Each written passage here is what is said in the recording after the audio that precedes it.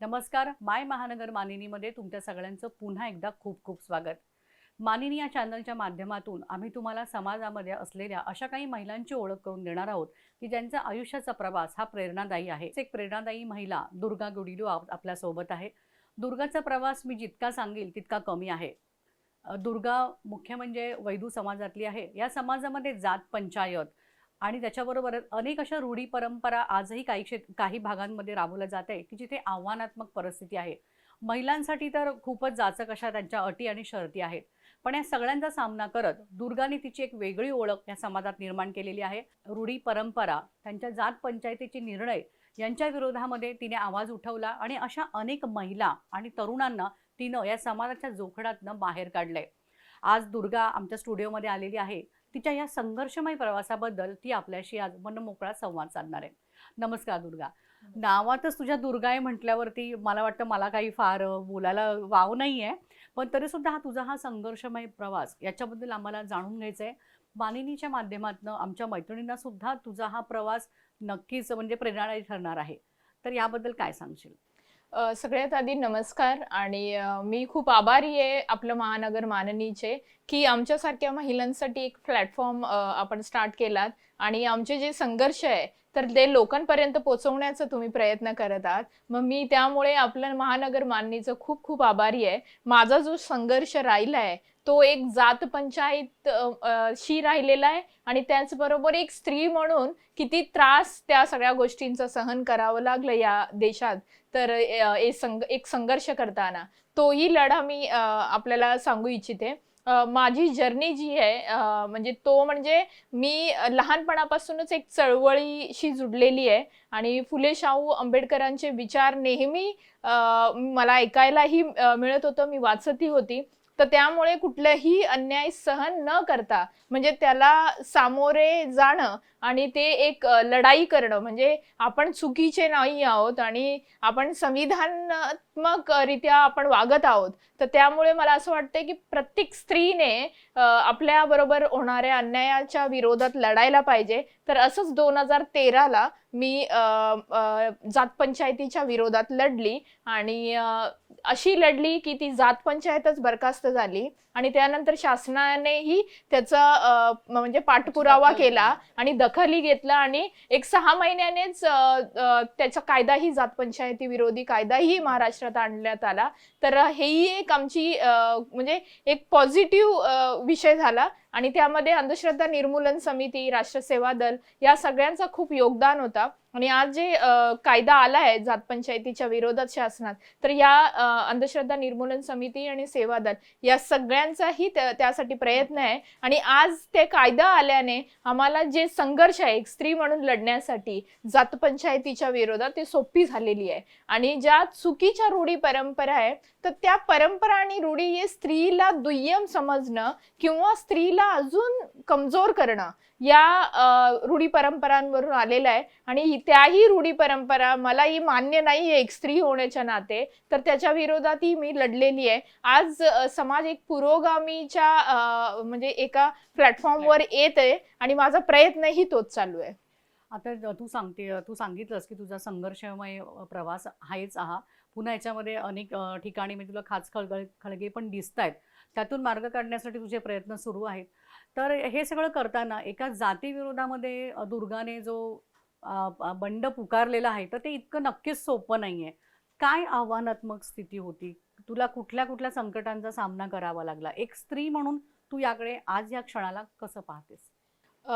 खरं तर एक स्त्री म्हणून या देशामध्ये एखादा संघर्ष उभा करणं तर ते खूपच कठीण असतं आणि त्याला खूप सामोरे मलाच नाही तर माझ्या पूर्ण कुटुंबाला आणि त्याचबरोबर माझ्या नातेवाईकांनाही त्याचं सामोरे जावं लागलं. 2013ला जेव्हा जात पंचायत भरली गेली आणि आम्हाला बहिष्कृत करण्यात आलं त्यावेळेला कारण काय होतं तुम्हाला बहिष्कृत? कारण हे होतं की बहिणीचं लग्न लहानपणी ठरलेलं, मामाच्या मुलाशी तिने नकार दिला. कारण त्यावेळी म्हणजे तुझी आई गरोदर होती. हो, तेव्हा म्हणजे वैदू समाज म्हणजे ट्रायबल्स कम्युनिटीमध्ये आपण जेव्हा बघतो की यांच्या ज्या परंपरा किंवा रूढी आहेत तर बालविवाहाचा जो प्रमाण आहे तो एवढा आतमध्ये आहे की माझी आई गरोदर होती त्यावेळेला मामाला पंचांसमोर वचन दिलेलं की माझी मुलगी तुम्हाला देईन आणि म्हणजे मला मुलगी झाली तर मी तुम्हालाच देईन, अशा पद्धतीने तो वचन होता.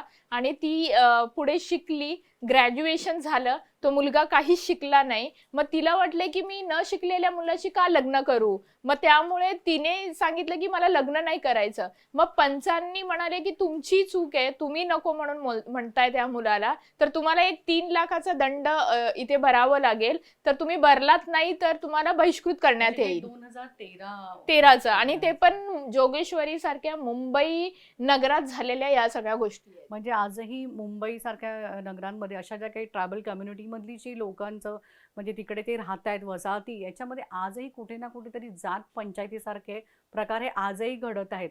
थोडक्यात मला असं इथे सांगावंसं वाटतं की हरियाणामध्ये जसं खाप पंचायत आहे, त्या खाप पंचायतीमध्ये सुद्धा महिलांवरती म्हणजे समाजासाठी ते त्यांच्या योग्य असतात, पण महिलांचा एकंदर आवाका बघितला तर त्यांच्यासाठी ते एक आव्हानात्मक असं आणि अन्यायकारकच बरेचसे तिथे सुद्धा निर्णय दिले जातात. तर तसंच काहीसं मुंबईसारख्या जी एज्युकेटेड लोक इथे राहतात, उच्च शिक्षित लोक राहतात, तर आजही आपल्या मुंबईसारख्या शहरामध्ये अशा छोट्या छोट्या वसाहतींमध्ये ज्या अशा ट्राईब्स ज्या वस्त्या आहेत तिथे जात पंचायत चालते.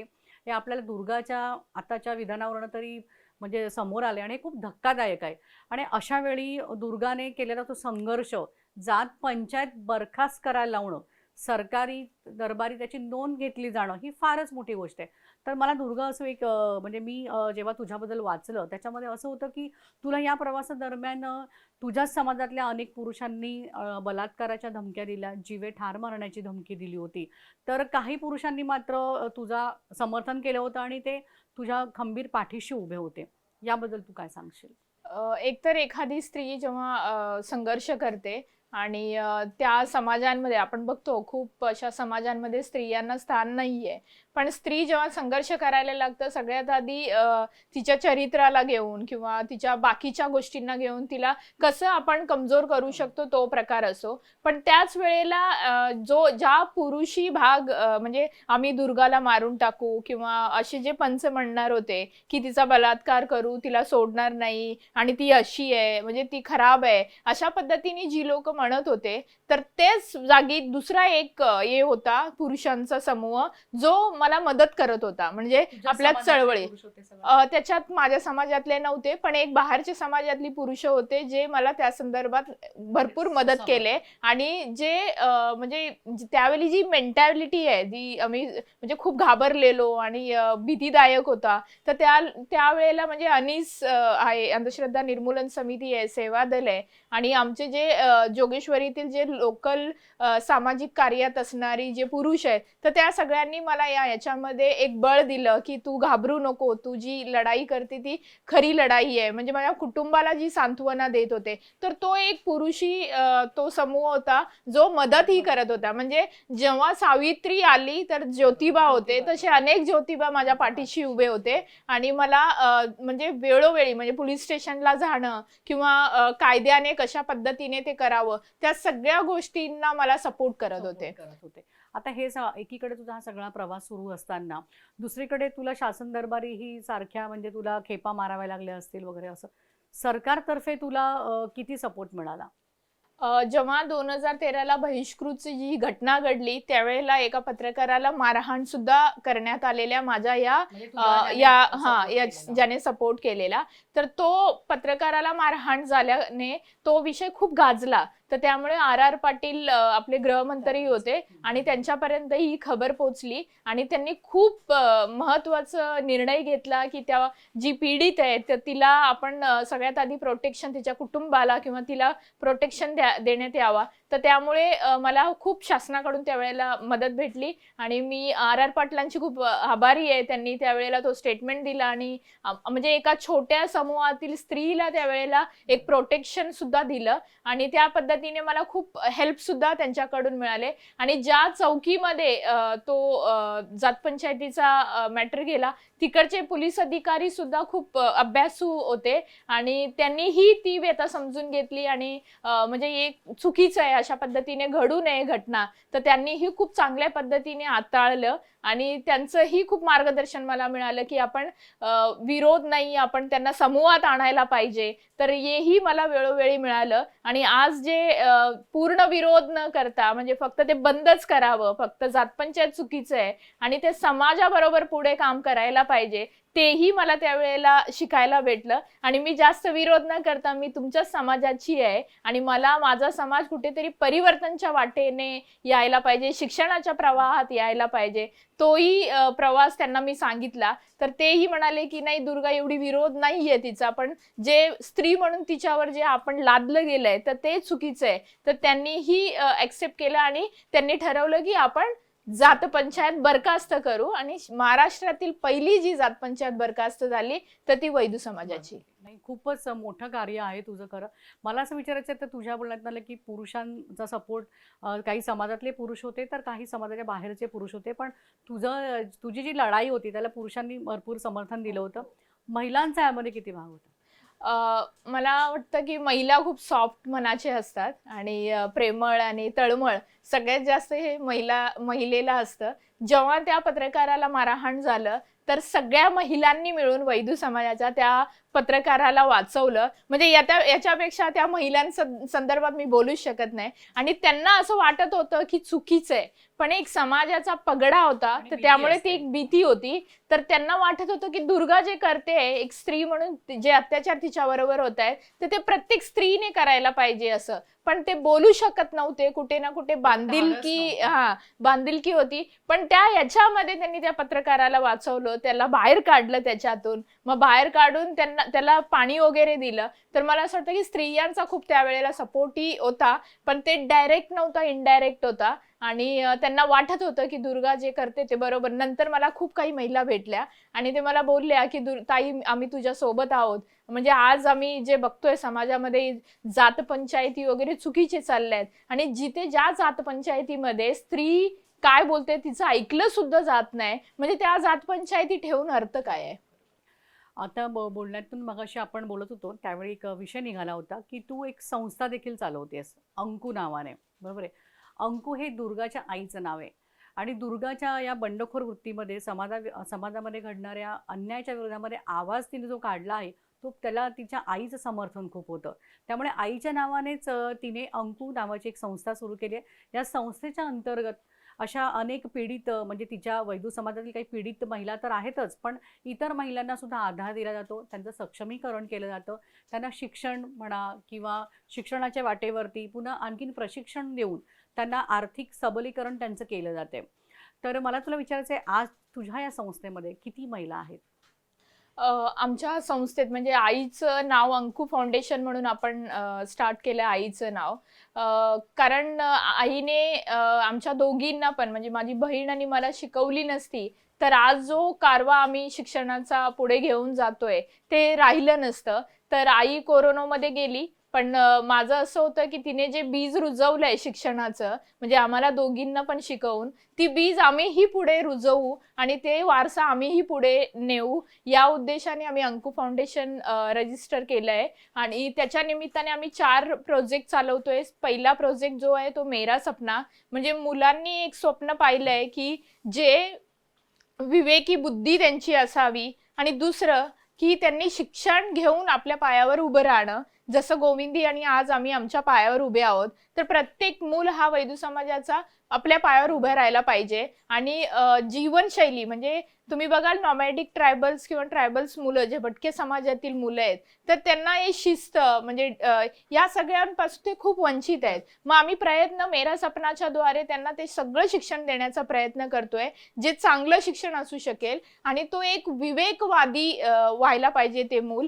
तो एक आपला प्रोजेक्ट चालू आहे सध्या. आणि दुसरा एक ॲडल्ट लिटरसी म्हणून महिलांचं ज्यांनी कधीच शिकलेले नाहीयेत, शिक्षणच माहित नाही त्यांना, तर ते साईन करायला किंवा त्यांना ट्रेनचं नाव कळायला पाहिजे, बसचा नंबर कळायला पाहिजे, असं आपण एक बेसिक शिक्षण आपण महिलांना देतोय. आणि आतापर्यंत आपण एक 350 महिलांना साक्षर केलंय आणि आताही आपले 4 बॅचेस सुरू आहेत. आणि त्याचबरोबर तिसरं आपलं प्रोजेक्ट आहे न्यूट्रिशन, जे म्हणजे कोरोना नंतर खूप लोकांना रोजगार वगैरे नाहीये, पण मुलांमध्ये कुपोषितचा जो प्रमाण आहे तो खूप मोठ्या प्रमाणात, आपण महाराष्ट्रात पण रोजचे न्यूज वाचतोय की कुपोषित म्हणजे बालमृत्यू किती होत आहेत.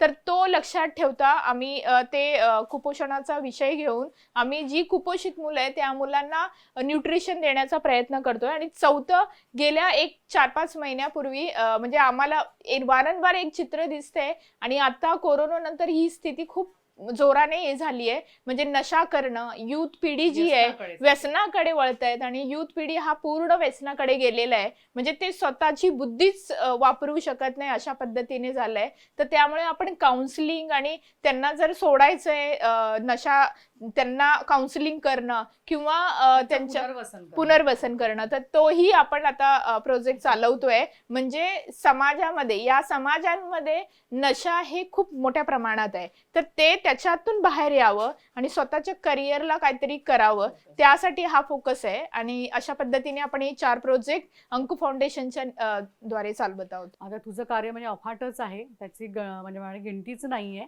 आणि म्हणूनच मला वाटतं दुर्गाला 1, 2 नाही, 1, 2, 3, 4, 10 नाही तर चक्क 130 पुरस्कार मिळालेले आहेत. आम्हाला या पुरस्काराबद्दल खूप उत्सुकता आहेत. 130 पुरस्कार तुला ह्या वयामध्ये मिळत आहेत.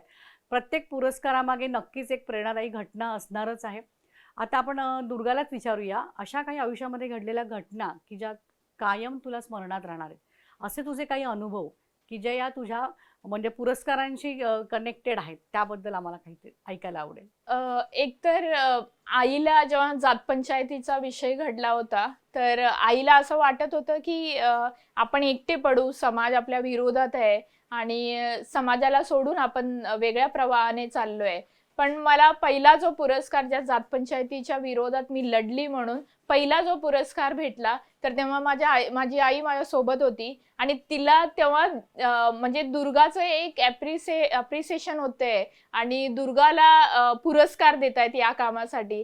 तर तेव्हा तिला असं वाटलं की हे जग वेगळं आहे, जिथे आम्ही राहतो ते पूर्ण असं भरलंय की फक्त महिला कमी आहेत, महिला अशा आहेत तशा आहेत. पण एक दुसरं जग आहे जिथे माझ्या मुलीने जे काम केलंय ते वेगळं आहे आणि तिला तिकडे लोक मदत करायला तयार आहेत, तिला पुरस्कार द्यायला तयार आहेत. मग तिची जी मेंटॅलिटी आहे तिकडे चेंज झाली. तर मला तो जो क्षण आहे तो कधी मी, कारण ती घरी आल्यावर जो तिचा रिॲक्शन होता की तो जग वेगळा आहे आणि हा जग वेगळा आहे, तर या जगामध्ये जगण्याचं खूप छान आहे. म्हणजे माझ्या पोरी आणि म्हणजे चांगलं जगू शकतात. तो एक क्षण माझ्यासाठी खूप आहे. आणि दुसरं क्षण असं, जेव्हा मी जात पंचायत लढली, तर एक जे पुरुषांमध्ये जी क्रूरता ती होती पंचांमध्ये, म्हणजे मला बघण्याचा दृष्टिकोन, माझ्याकडे रागाने बघायचा, आणि तो आज दृष्टिकोन, म्हणजे जो पुरुष माझ्या बरोबर सुद्धा बसत नव्हता आणि त्याला राग यायचा की एक स्त्री माझ्या बरोबर बसली आहे, पण आज तो मोड झालाय. म्हणजे गेल्या 5-6 वर्षानंतर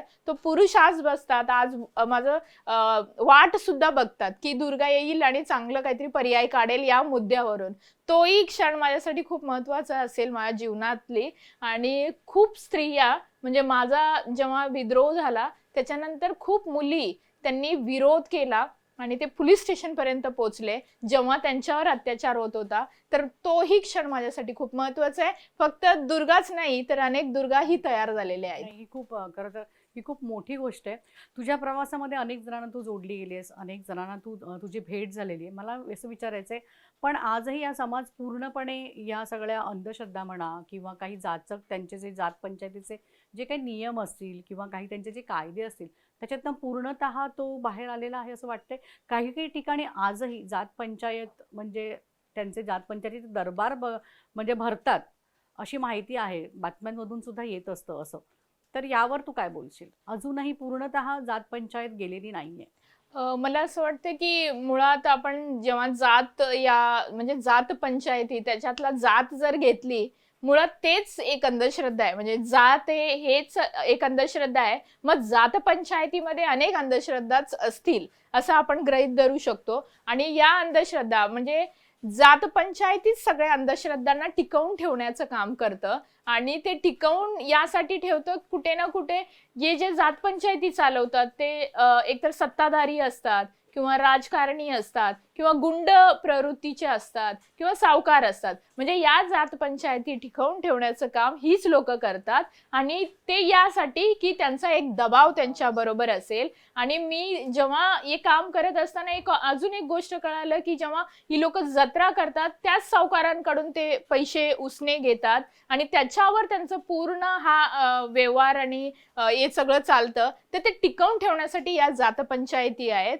आणि जात पंचायतींमध्येच अनेक अंधश्रद्धा आहेत. म्हणजे एवढे पुष्कळ अंधश्रद्धा आहे की म्हणजे आपण विचार पण नाही करू शकत. आणि हल्लीच एक घटना घडलेली की एक स्त्री चरित्रहीन आहे की नाही तिला तेलात म्हणजे गरम तेलात 5 रुपयाचं नाणं काढणं म्हणजे ती प्रूफ करेल की मी चरित्रहीन म्हणजे आहे की नाही. म्हणजे अशा पद्धतीने या भयानक म्हणजे रूढी आहेत, परंपरा आहेत आणि ते अंधश्रद्धाने जकडलेल्या गोष्टी आहेत. आता तुझं हे कार्य खूप मोठंच आहे, म्हणजे त्याच्यात अनेक त्याला कांगोरे पण आहेत. पण आता करोनाच्या काळामध्ये निवड म्हणजे मी आता वैदू समाजापुरतं बोलत नाहीये, तर ओव्हरऑल महाराष्ट्रामध्ये बालविवाह मोठ्या प्रमाणावर केले गेले. म्हणजे हा घटना खूप धक्कादायक आहे. अगदी 12 वर्षाच्या मुलीचं लग्न सुद्धा लावून देण्यामध्ये आलं होतं. तर याबद्दल तू काय सांगशील? जात पंचायत जेव्हा आम्ही बरखास्त केली महाराष्ट्रातून आणि वैदू समाजाने ती एक पुरोगामी हाती घेतलं. आणि त्याच्यामध्ये एक वारंवार एक गोष्ट म्हणजे ज्या जात पंचायती बंद झाले पण अशा कित्येक बालविवाह होत्या ज्यांनी म्हणजे त्या मुलाने तिला म्हणजे आपण संविधानाने जर ते बालविवाहाला पकडलं तर ते विवाहच नाहीये.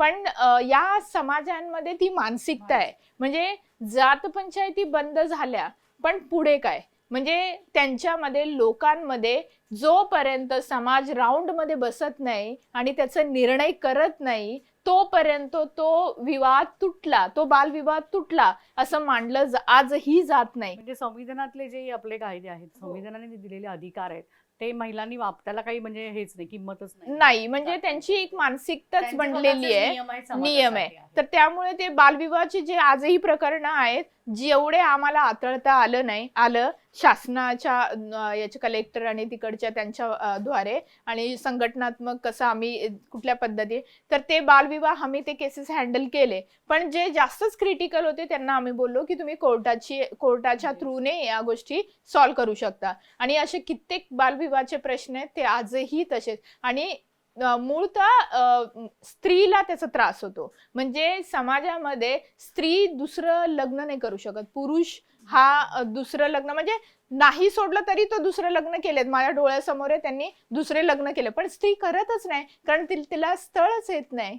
म्हणजे तिचं तुटलं नाहीये लग्न अशी मानसिकता लोकांमध्ये आहे. मग त्यामुळे ही जी लढाई आहे फक्त लढाईच नाही, ही कायदाच नाही, तर मला असं वाटतं की त्यांची जी विचार आहेत त्यांची जी मानसिकता आहे ते चेंज करायला पाहिजे आणि ते हळूहळू त्याच गोष्टी चालले. दुर्गा, तुझ्या ह्या प्रवासामध्ये तुला सरकारकडनं किती मदत मिळाली आणि आजच्या तारखेला तुझ्या समाजासाठी तू सरकारला काय आव्हान करशील?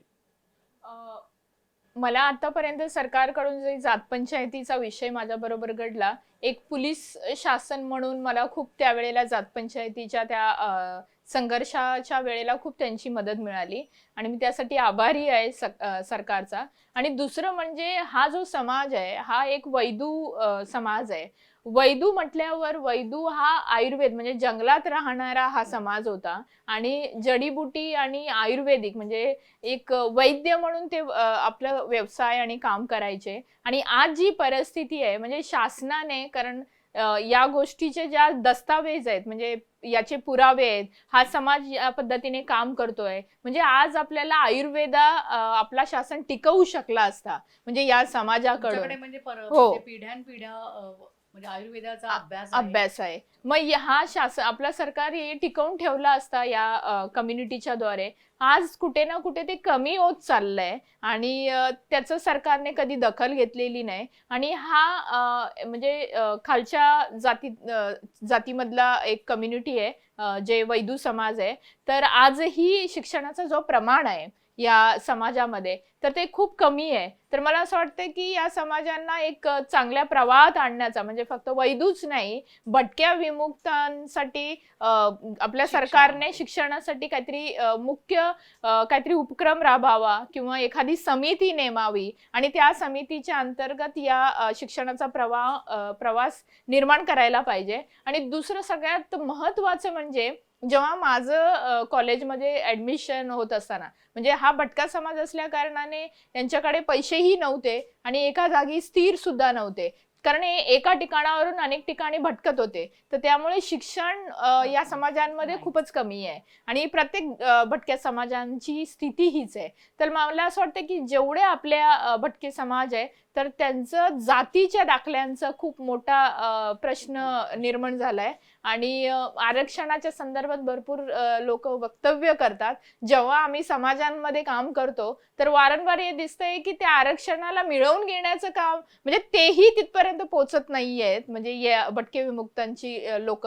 तर मला असं वाटतं की आज जाती दाखल्यांची, म्हणजे मोठ्या मोठ्या पदाच्या याच्यावर जाण्यासाठी त्यांच्यासाठी जातीचे दाखले पाहिजे, तेही यांच्याकडे नाहीये. तर मला असं वाटतंय की आपला जो महाराष्ट्र गव्हर्नमेंट आहे त्यांनी या गोष्टीची खूप दखल घ्यावी. कारण आजही ज्या जागा आहेत, म्हणजे भटक्या विमुक्तांसाठी ज्या जागा नेमल्यात, तिथपर्यंत आम्ही पोचावं, त्यासाठी तुम्ही आम्हाला जाती दाखले आणि शिक्षण देण्याचं खूप गरजेचं आहे. तर तेच नसेल तर तिथपर्यंत जाण्याचा प्रवास जो आहे तो करू शकणार नाही आम्ही. आणि आमचे भरपूर लोक, म्हणजे जे वैदू समाजाचे म्हणा किंवा भटक्या समाजाचे, वडार समाज आहे, पारधी समाज, हे वारंवार म्हणजे भटकत राहत आहेत की त्यांना जातीचे दाखले पाहिजे म्हणून. कारण जातीचे दाखले एकदा मिळवून दिले तर त्यांना पुढचा प्रवास जो आहे तो एक सोपा होऊ शकतो. तर त्यामुळे तो सोपा करण्यासाठी सरकारने याची खूप दखल घ्यावी, कारण आम्ही खूप त्याच्यासाठी काम करतोय आणि आम्ही एक संघटनाही बनवली आहे. त्या संघटनात्मक कशा पद्धतीने आपण ते काम करू शकतो, तर वारंवार त्याच्यावरच आमचं काम चालू आहे. खूप छान वाटलं तुझ्याशी खरं तर बोलून वगैरे. तर तुझ्या प्रवासाबद्दल मला वाटतं आमच्या मानिनीमधल्या सगळ्या मैत्रिणींनी ऐकलंय. हिचा संघर्षमय प्रवास आहेच, पुन्हा हिची जी भिडस्त वृत्ती आहे ती देखील त्याला कारणीभूत आहे. मला असं म्हणायचं की आजही समाजामध्ये, म्हणजे आता आपण गृहिणी म्हणा किंवा कमी शिकलेल्या ज्या काही महिला आहेत आपल्या समाजामध्ये, किंवा नोकरदार महिला, कुठे ना कुठे महिलांवरती घरामध्ये म्हणा किंवा काम करतात त्या ठिकाणी म्हणा, कुठेतरी काहीतरी अत्याचार होत असल्याच्या कमीत कमी घटना तरी समोर येत असतात. तर अशा बऱ्याच वेळा म्हणजे समाजाला घाबरून म्हणा किंवा कोण काय म्हणेल, समाज काय म्हणेल, याला घाबरून महिला व्यक्तच होत नाहीत आणि त्या अन्याय सहन करत जातात. आणि ह्याच्यामध्ये अगदी उच्च शिक्षित असतील किंवा कमी शिकलेल्या असतील, या सगळ्याच महिलांचा सहभाग असतो. या महिलांना तू काय संदेश देशील? खरं तर मी कुठलाच अन्याय, म्हणजे लहानपणापासून हा चळवळीचा थोडासा बॅकग्राऊंड असल्या कारणाने नेहमीच चळवळ आणि फुले शाहू आंबेडकरांचे विचार, तर तो जो बंडखोर वृत्ती आहे तो म्हणजे कुठलाही अन्याय सहन न करता आपण त्याला संघर्ष करायला पाहिजे आणि संघर्ष करून त्याला एक मुख्य प्रवाहात सुद्धा आणण्याचं काम आम्ही केलंय. तर मला असं वाटतं की जी लोक अन्याय सहन करतात, तर ती लोक मला असं वाटतं की जीवित नाहीयेत किंवा आपली बुद्धीचा वापर करत नाहीयेत आणि त्यामुळे ती लोक ते सहन करतात.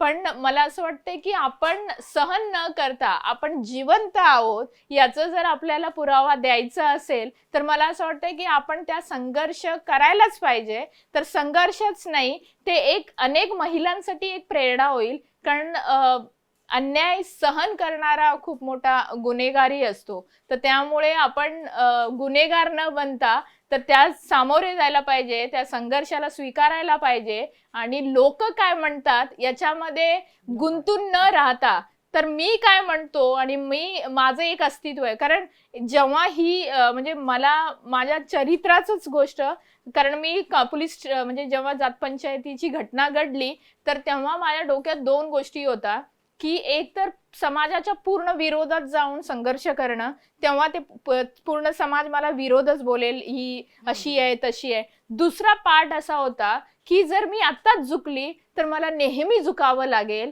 आणि मला हा अन्याय वेळोवेळी सहन करावा लागेल. तर तो 2 गोष्टी होता. तर मी ते असं ठरवलं की आपण गुन्हेगार नाही आहोत हे मला प्रूफ करायचंय आणि मी संविधानाने चालणारी आहे हे मला प्रूफ करायचं होतं. तर त्यावेळी पूर्ण समाजाच्या विरोधात जाऊन जातपंचायतीची लढाई लढली आणि मी प्रूफ केलं मी जिवंत आहे. आणि आज त्याचा रिझल्ट आहे की समाजानेही मला स्वीकारलं आणि माझ्या बहिणीचा पहिला इंटरकास्ट मॅरेज सुद्धा समाजाने स्वीकारला.